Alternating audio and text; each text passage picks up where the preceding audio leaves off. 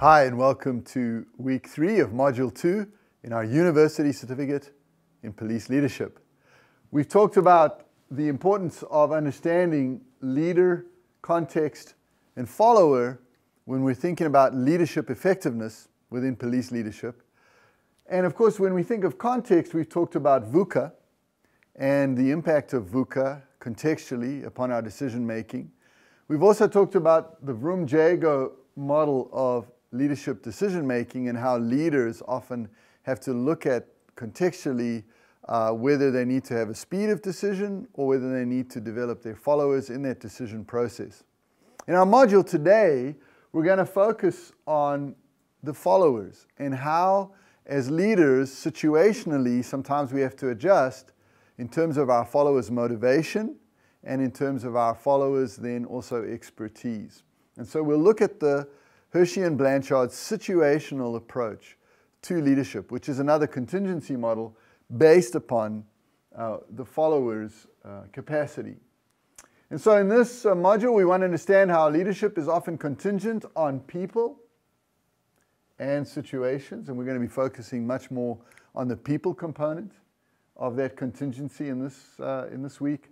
And then we're going to help you apply Hershey and Blanchard's situational model to the level of your followers' readiness as a police leader. And we'll talk about coaching for performance as part of that output.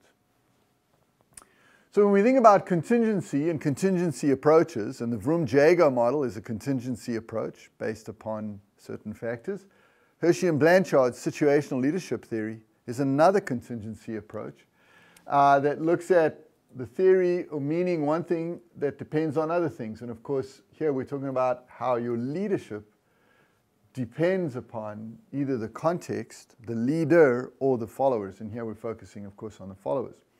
Contingency approaches are approaches that seek to delineate the characteristics of situations and followers and examine the leadership styles. And of course, we need to understand that we need to change our leadership style based either upon the situation or the people we're leading, and how that can be used effectively.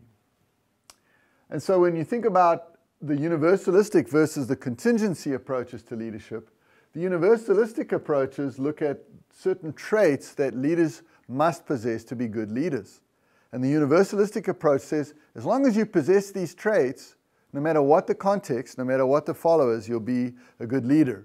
Of course, this has been disproved by the research in the fact that you can have these leadership traits, but you might be in a terrible context, and that undermines leadership capacity. Or you might have these leadership traits, but have highly resistant followers, and that will undermine leadership capacity. And so it's really important then as leaders that we begin to think about the contingencies that impact our leadership capacity. And so we look then at these different ways of approaching these contingencies in leadership. When you think about the categories of leader behavior and the 4 leader styles, we go according to Blake and Mouton's managerial grid, 1-1, low commitment to task, low commitment to relationship. Many times we call this laissez-faire leadership,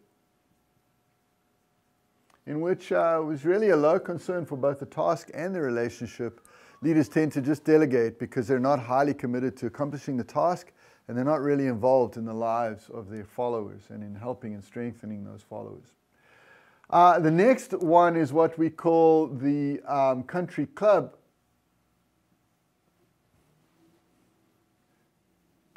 leadership. And that's where there's a low commitment to task, but a high commitment to relationship. We're not so concerned about accomplishing the task as we are about keeping everybody happy. And that can be really detrimental to leadership.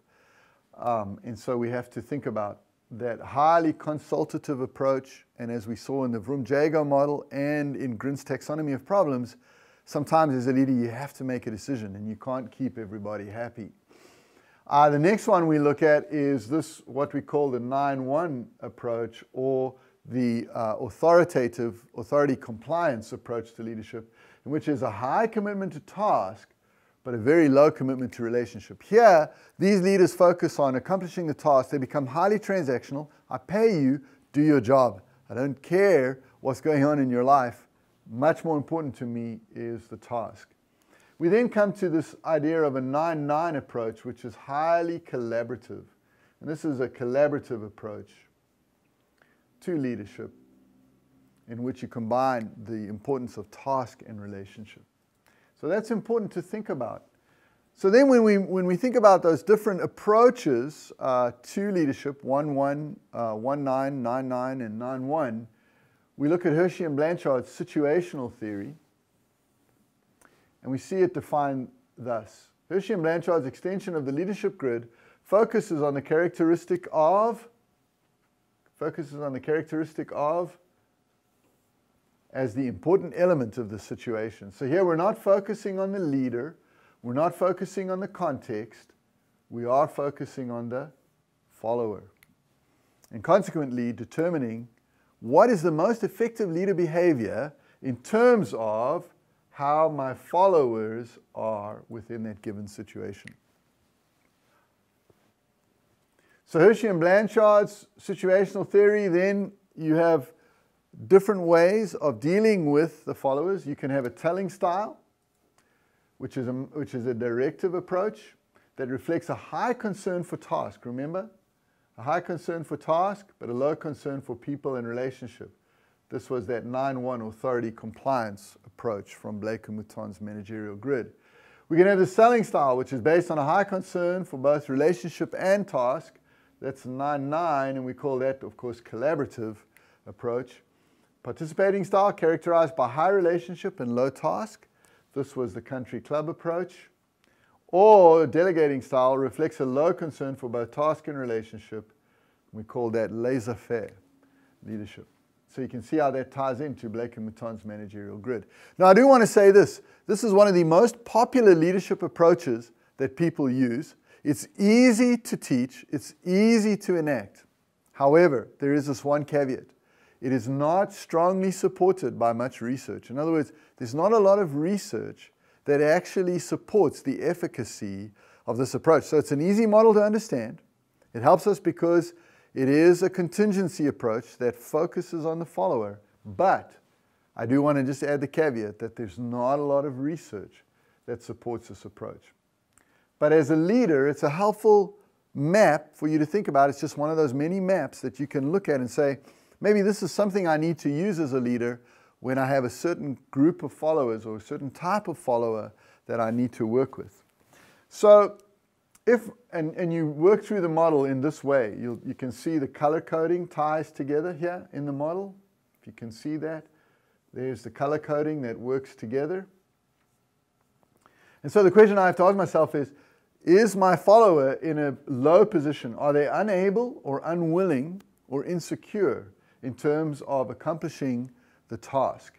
If that's the case, then I need to tell them what to do.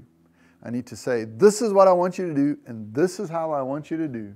And so you provide specific instructions based upon your followers' inability or unwillingness, low emotional involvement, and low skill set, then you want to tell.